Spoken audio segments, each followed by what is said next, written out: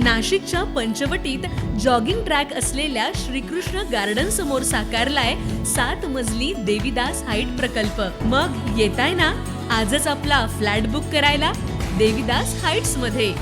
आमचा मोबाईल क्रमांक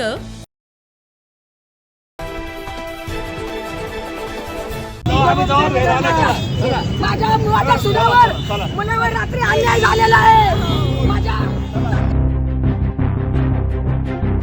नगरसेवकांच्या नावाचा धाक दाखवत दहशत माजवणाऱ्या टोळक्यामुळे एका कुटुंबाने आत्मदहनाचा प्रयत्न केल्याचा धक्कादायक प्रकार नाशिकच्या कामतवाडा परिसरात घडला। मुलाला व सुनेला निवडून आलेल्या नगरसेवकाच्या कार्यकर्त्यांकडून मारहाण करत सुनेचा विनयभंग झाल्याचा आरोप करत पोलिसांकडून न्याय मिळत नसल्याच्या निषेधार्थ एका महिलेनं स्वतःवर रॉकेल ओतून आत्मदहनाचा प्रयत्न केला। रविवारी रात्री भांडण सोडवण्यासाठी गेलेल्या एका युवकाला 4 ते 5 टवाळखोरांनी अडवलं।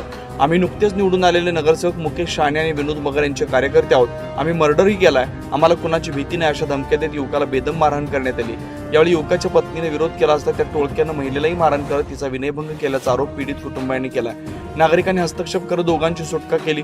यानंतर युवक आपल्या पत्नीसह अंबड पोलीस ठाण्यात दाखल झाला, मात्र पोलिसांनी आधी उपचार करून घ्यायचा सल्ला दिला।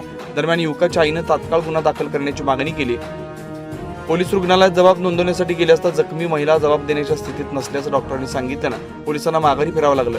या सर्व प्रकारामुळे संतप्त झालेल्या युवकाच्या आईने दुसऱ्या दिवशी सोमवारी दुपारी दिव्या कार्निवाल थिएटरच्या चौफलीवर स्वतःवर रॉकेल ओतून आत्मदहनाचा प्रयत्न केला, मात्र पोलीस आणि नागरिकांनी वेळीच हस्तक्षेप केल्यानं मोठा अनर्थ टळला।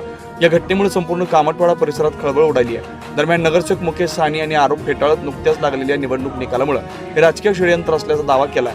पोलीस खरा गुन्हेगार शोधतील असा विश्वास व्यक्त केलाय, मात्र एका महिलेला न्यायासाठी आत्मदहनाचा विचार करावा लागतो हे पोलीस यंत्रणेसाठी गंभीर प्रश्नचिन्ह आहे। पोलीस आयुक्तांनी राबवलेल्या कायद्याच्या बालेकिल्ल्याच्या संकल्पनेला त्या घटनेमुळे आव्हान मिळालंय। 9 न्यूज महाराष्ट्र ब्युरो नाशिक।